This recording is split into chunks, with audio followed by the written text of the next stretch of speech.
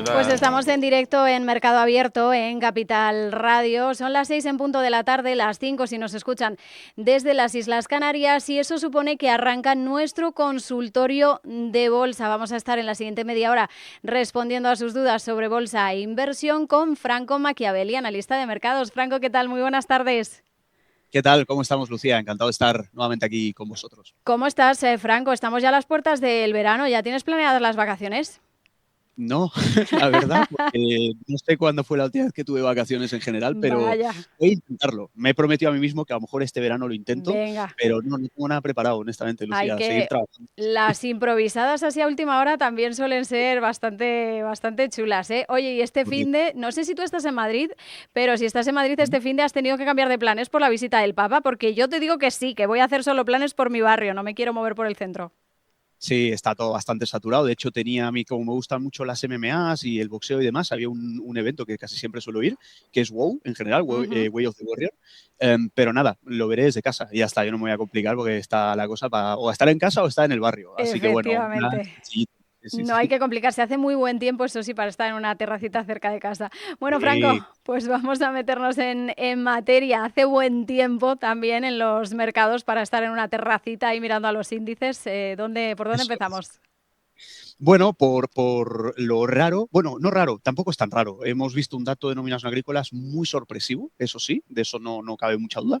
Y lo raro que sí diría en este caso, Lucía, es vemos un repunte muy fuerte en los bonos tramo corto y tramo largo. Fijémonos que a partir del NFP se disparó todo esto, pero lo bueno tampoco es que sea raro, es como una de cal y una de arena, mejor dicho, ¿no? Rendimiento de los bonos subiendo tramo corto, tramo largo, ante esa expectativa de no recorte de tipos finalmente e incluso subida de tipos frente al dato que hemos conocido de empleo, pero por otro lado, un poco de corrección en el crudo. Entonces, lo comido por lo servido, porque al menos eso le quita un poquito de presión al entorno actual, pero bueno, ya está tensionado. Y para ver siempre la tensión, no hay que mirar la renta variable, hay que mirar la renta fija, que es el verdadero barómetro en este caso, ¿no? Así que petróleo corrigiendo nos da un respiro, pero rendimientos de los bonos disparados tras el dato de empleo y a todo esto, pues Nasdaq corrigiendo fuerte, SP500 también y Dow Jones, bueno, pues ahora mismo también, pero venía de marcar máximos históricos. Un poquito de consolidación, y de corrección tras mucha subida, ¿eh? Que pese al contexto en el que estamos hemos visto mucha subida. Pero bueno, un escenario un tanto revuelto para cerrar la semana, ¿no? Pero bueno, en general, buen tono pese a todo, ¿eh?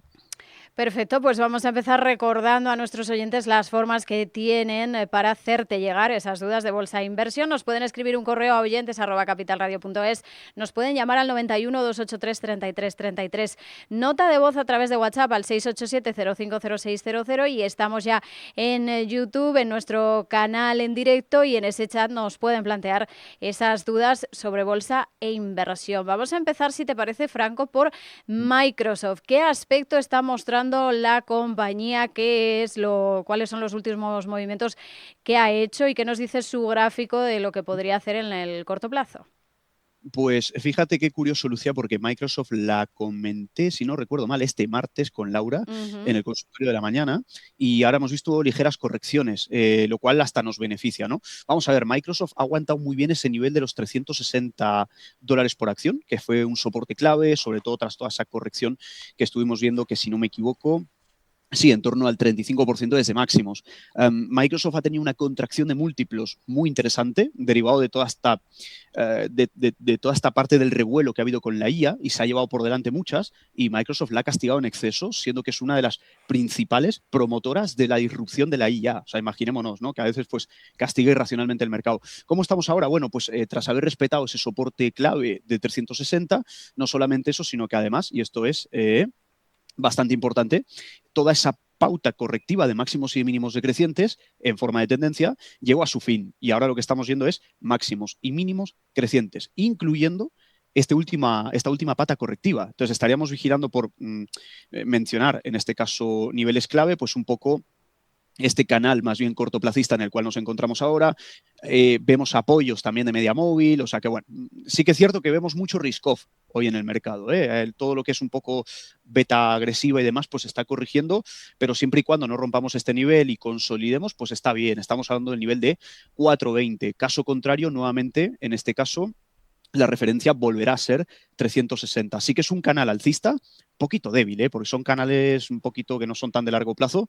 Por eso, si aguantamos 420, genial, coincide con media móvil, caso contrario, miramos a 360. Todo lo que esté por debajo de 360 nos haría ser más precavidos, pero bueno, soy bastante optimista con Microsoft, no sé tanto a corto plazo, pero sí a largo, no me cabe, medio largo, no me cabe duda. Bueno, en el muy corto plazo, tan corto como justo la semana que viene, tenemos esa salida a bolsa de SpaceX. Vamos comentando noticias todos los días, hay novedades. Ahora hemos sabido hace poco que la demanda de acciones ya supera la prevista en esa oferta para cotizar en bolsa. Ya tenemos el precio, esos $135. Y lo que tenemos es amor-odio, Franco. Hay mucho entusiasmo por un lado, gente diciendo que esto es pues poco menos que una porquería.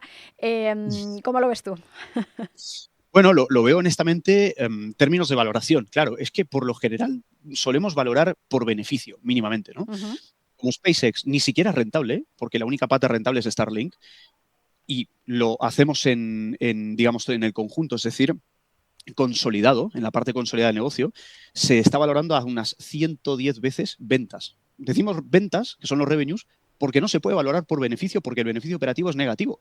Entonces, una apuesta muy exigente, honestamente, muy especulativa a corto plazo, a pesar de todo ese mecanismo que hay que la podría impulsar con subidas, con el tema de las reglas de inclusión que se modificaron en el Nasdaq y demás, no así en el SP. En el SP no va a entrar y nos hemos enterado hoy.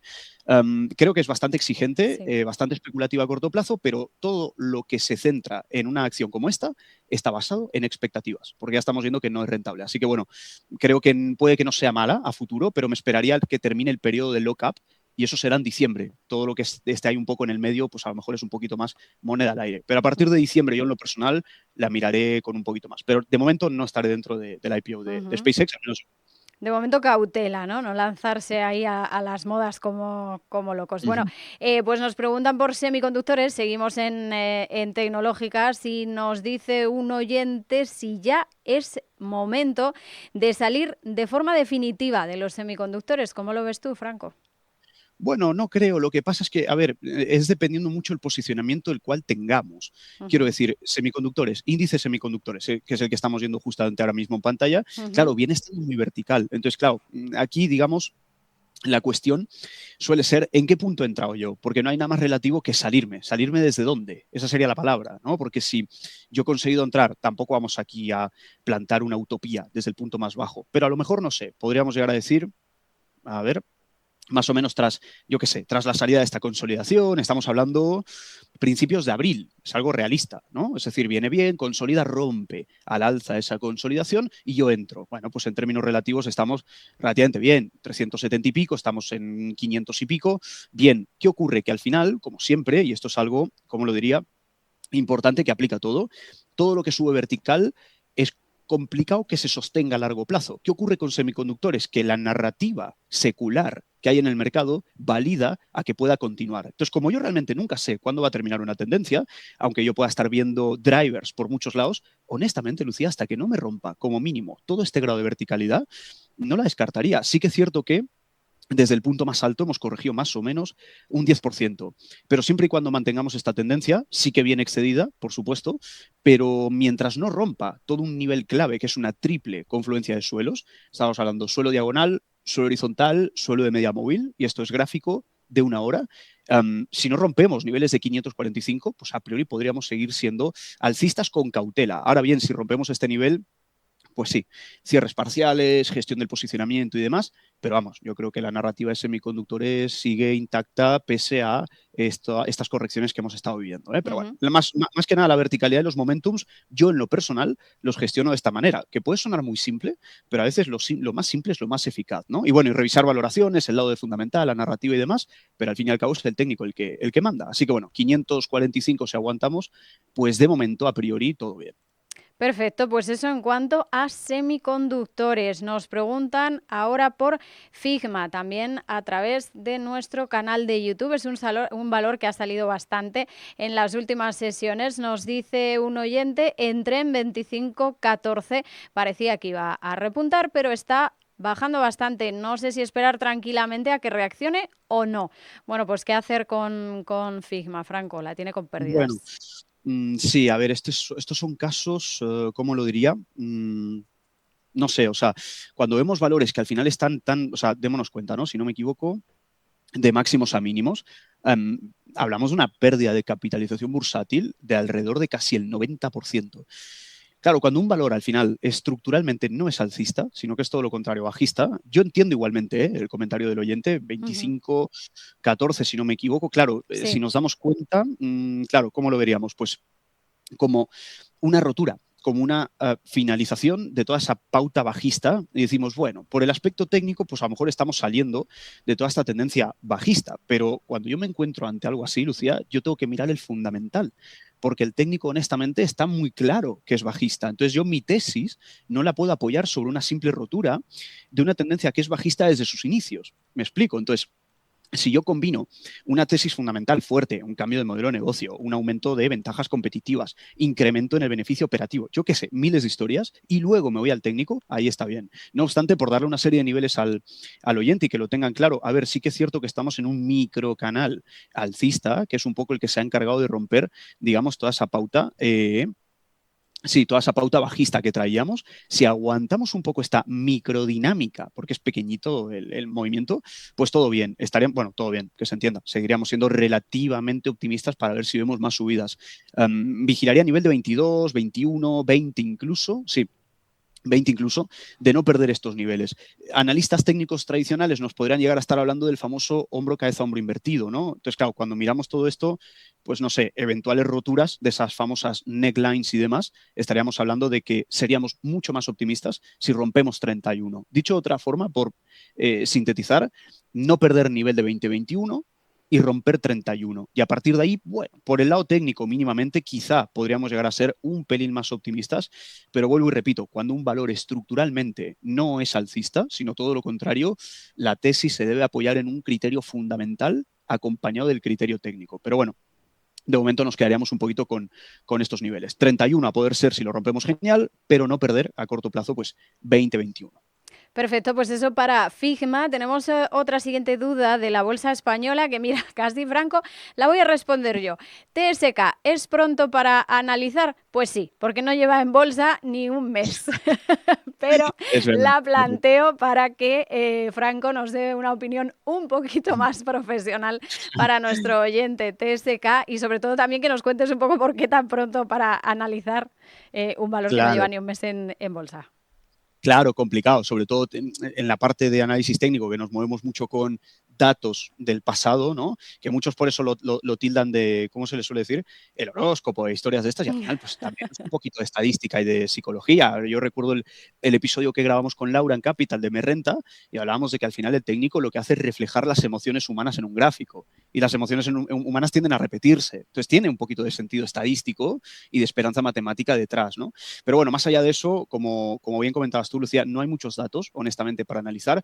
Quizá, no sé, digo yo, lo único que se me ocurre por aquí es mirar desde el lado fundamental. No sé si tampoco, ¿ves? Es que tampoco tenemos apenas datos Claro. fundamentales. Tenemos los últimos revenues, tenemos la deuda neta EBITDA que está en una vez EBITDA, el PER, que por lo poco que tenemos está por encima de la media, pero no es muy analizable por métricas históricas, podríamos llegar a decir. Tendríamos que ir ahí pues, a informes anuales, mirar la parte cualitativa, todo lo que fue el modelo de salir a bolsa y demás. Pero bueno, complicado, ¿eh? Complicado analizarlo. Bueno, pues ahí queda eso dicho. Vamos a seguir con dudas de nuestros oyentes. Seguimos en el canal de YouTube. Nos dice uno de nuestros seguidores, Telefónica, un desastre. Vuelve a meterse debajo de 3,90. No merece la pena estar, ¿no? Mira, la anterior la he contestado yo y esta se contesta el propio oyente directamente. Sí. Sí, sí, sí. A ver, bueno, entiendo, entiendo lo que dice el oyente, porque claro, si uno mira Sí, de claro. forma objetiva, claro, miramos de forma objetiva Telefónica, pues si no me equivoco, claro, ya llevamos pues dentro de poco un año de caídas. Bueno, claro, en este año de caídas sí que tuvo una remontada desde febrero de este año a más o menos ahora, pero claro, a ver, es una, ¿cómo lo diríamos? Sí, es una especie de canal alcista, pese a la caída que está trayendo, pero es un canal alcista muy de corto plazo. Quiero decir, es un poco lo que estamos viendo en pantalla.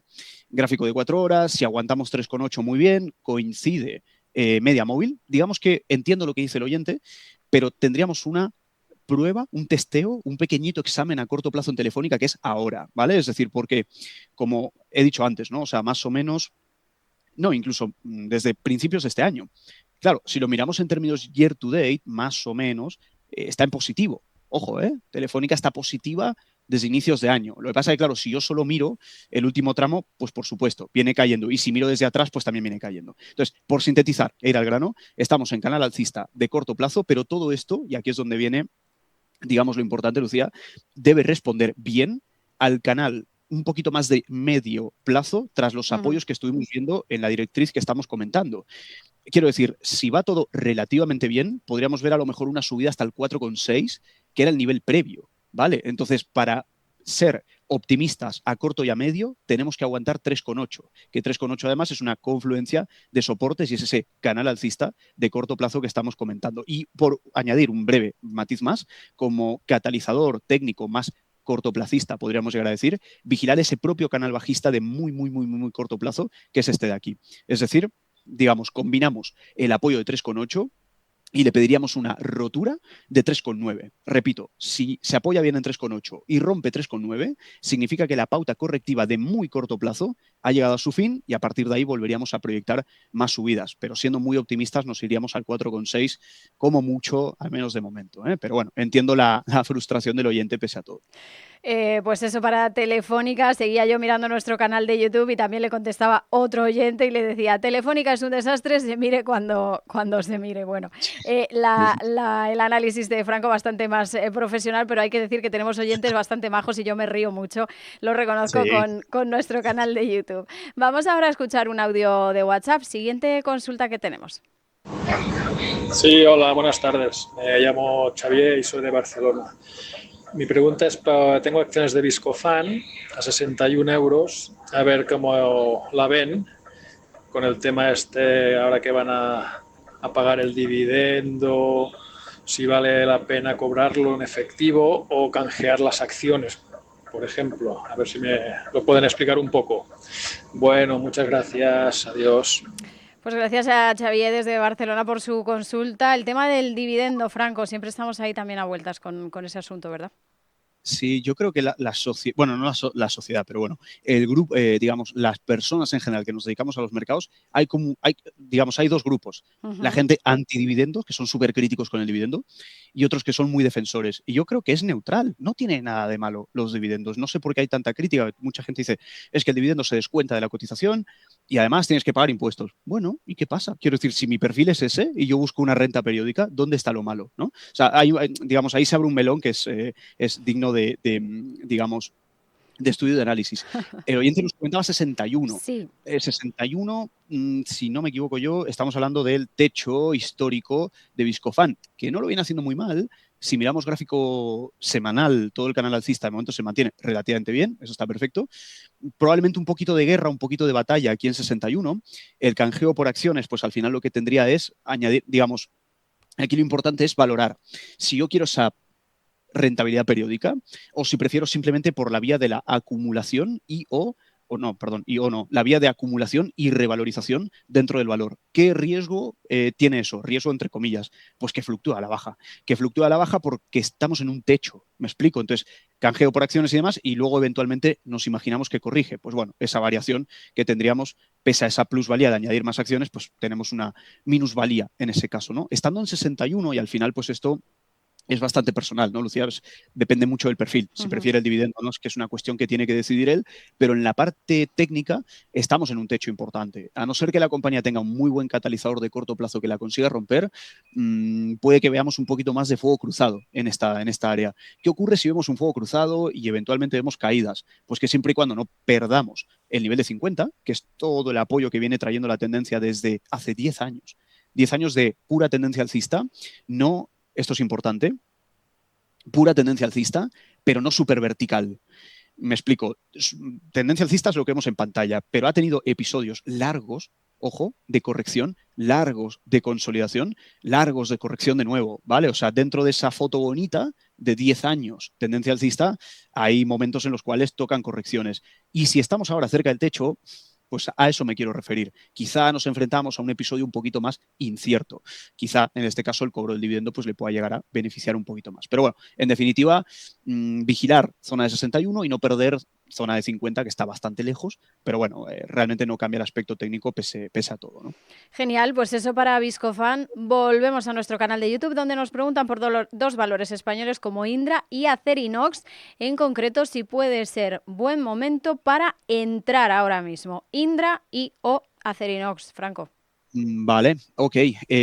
Vale, vamos a ver un poco las dos. La que mejor aspecto tenga en términos técnicos, que yo juraría que es Acerinox, si no me equivoco, porque Indra, además la comentamos hace poco en Capital, así que creo que con que puedan mirar consultorios anteriores, pues tendrán análisis porque no ha cambiado demasiado. Hablábamos de que tenía que respetar 46 y demás, y a partir de ir viéndolo.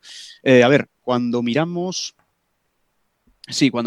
Acerinox y nos vamos a gráfico semanal, hemos estado viendo una ruptura muy importante de la zona de 10 euros, 11 euros por acción. Desde entonces vemos una pauta de aceleración. Cuando decimos pauta de aceleración, hablamos de que el precio está subiendo más rápido de lo que subía antes. Y eso, pues al final, quieramos o no, es una señal de momentum, de explosividad, y eso es bueno.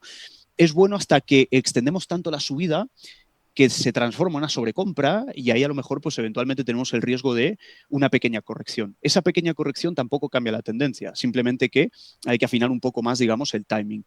Claro, esto por un lado, y si bajamos a gráfico de 4 horas, vemos esa tendencia secundaria, que le podríamos llamar, ¿no? Claro, en esta tendencia secundaria se mantiene dentro de lo que cae bastante bien.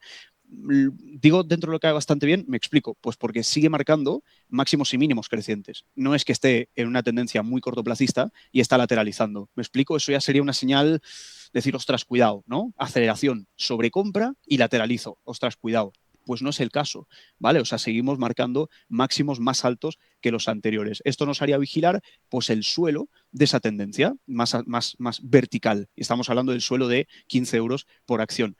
Estamos, de hecho, muy cerquita de esos apoyos. Siempre que ha tocado más o menos zonas similares del suelo de la tendencia, ha seguido subiendo. Entonces, vigilaría un poco esos niveles y, sobre todo, y esto es, digamos, más importante, no perder. Estamos hablando de 15,8 más o menos, pues no perder 15,4, ¿vale? Porque eso sí que ya probablemente nos estaría hablando del fin de esta tendencia un poquito más acelerada y de corto plazo y demás, y aunque no perdamos la estructura principal, que como hemos dicho es alcista igualmente, tenemos un buen trecho, desde 15 hasta el siguiente suelo que está en 13, pues bueno, tenemos un poquito esa diferencia. Así que por sintetizar, aguantar bien el nivel de 15,8, no perder 15,4 y si perdemos 15,4, vigilar 13 más o menos, que es ese suelo un poquito más de medio plazo, pero bueno, buen aspecto en general para el valor, digamos, ¿no? Perfecto, pues eso para Acerinox. Seguimos con más consultas. Nos piden a través de YouTube también cómo ve ahora mismo la compañía Southern Copper Corporation. El ticker es S de Sevilla, C de Cádiz, o de Oviedo, SCCO. Okay. Si ve bien esta compañía u otra acción relacionada con el cobre. Vale, ok, interesante. Yo lo que haría aquí es lo siguiente, porque todo esto es de cobre, podemos mirar en algunas plataformas toda la parte de competidores. Cuando, por ejemplo, en FinChat nos vamos a la pestaña de Industry, nos suele arrojar un poquito competidores y aquí tenemos varios, ¿vale? Que luego eventualmente los podemos revisar, pero por ir un poco a la parte técnica, lo viene haciendo muy bien. Mira, este es un buen ejemplo, Lucía. Es decir, cuando antes estábamos hablando justamente, de hecho, sí, cumple un poquito con esa dinámica. Dos anotaciones o dos puntualizaciones. A esto me refiero cuando hablamos de subida muy acelerada, ¿vale? Es decir, sube de forma muy acelerada y quedémonos con un detalle. Esa subida acelerada luego llega a un punto que lateraliza. Esa lateralidad era la que estaba hablando antes. Cuando yo subo de forma muy extendida al alza, de forma muy vertical, sin apenas correcciones, llego arriba y empiezo a lateralizar, tiende a ser, no siempre, pero tienden a ser señales de que luego viene una corrección un poquito más, no diríamos, ¿cómo lo diría? No diríamos una corrección más grave, pero simplemente una corrección que puede durar más en el tiempo. Claro, si nos damos cuenta más o menos desde febrero de este año, ha estado lateral el valor, no se ha movido hacia ningún lado. Y qué curioso porque ha estado lateral, es decir, medio consolidando sin volver a marcar nuevos máximos, pero no ha perdido mínimos. Es decir, mantiene su tendencia de medio plazo, pero debido a mucha gente le gusta la verticalidad, pero luego no saben aguantar cuando consolida por la lateralidad previa que tuvo. O sea, no perdemos la tendencia, digamos, tendencia primaria, pero debido a la aceleración ahora estamos un poco consolidando. Punto positivo pese a todo, no hemos perdido tendencia, es decir, seguimos aguantando niveles que además son niveles que coinciden con el media móvil de 200 y demás, como estamos comentando. De hecho, son niveles actuales, más o menos, ¿vale? O sea, 170, 150, es toda una gran área, siempre y cuando no perdamos todo esto, pues oye, maravilloso. Y de competidores, por ir muy, muy breve al grano, lo podríamos medir por, digamos, por varios criterios de forward pair. Cuanto más bajo el forward pair, es que se espera más beneficio, ¿vale? Es un indicador algo inverso, no inverso, pero algo distinto a la lectura del pair, ¿vale? Cuanto más bajo el forward pair, mejor, por ir muy al grano. Y miraríamos por competidores, tenemos Rio, ¿vale? Con el ticker Rio, que tiene en este caso un gross profit margin inferior, pero un market cap un poquito mayor y un forward pair más bajo, ¿vale? Hablamos de Rio Tinto, por ejemplo, ¿vale? O podríamos ver incluso otras con un gross profit margin que no es muy representativo, porque luego el neto puede ser mucho menor, con mucho más market cap y con una valoración de forward pair más baja también que el valor que estamos viendo ahora. Y aquí estaremos hablando de BHP Group. Así que bueno, y en tendencia alcista además, como vemos aquí en el gráfico, así que si el oyente le quiere echar un vistazo a estas dos, Rio Tinto y BHP como alternativa, por si la consolidación en Southern pues sigue estando ahí, ¿no? Perfecto, pues con esas ideas y con esos nombres propios nos quedamos. Franco Machiavelli, analista de mercados, muchas gracias por haber estado aquí en Mercado Abierto en Capital Radio y que pases muy buen fin de semana, si puede ser de terracita en el barrio, pues mejor que mejor. Lo vamos a intentar, pero bueno, sí, muchas gracias. Gracias, Un abrazo, Lucía. hasta la próxima, chao.